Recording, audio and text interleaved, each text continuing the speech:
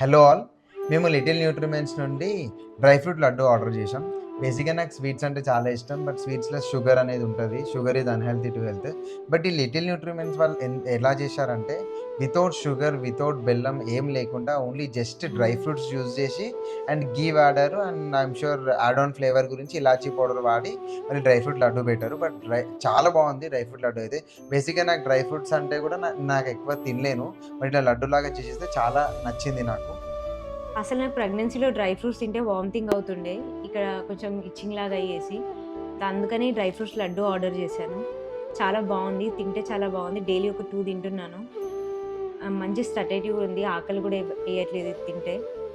So, అందరికీ recommend చేస్తున్నా.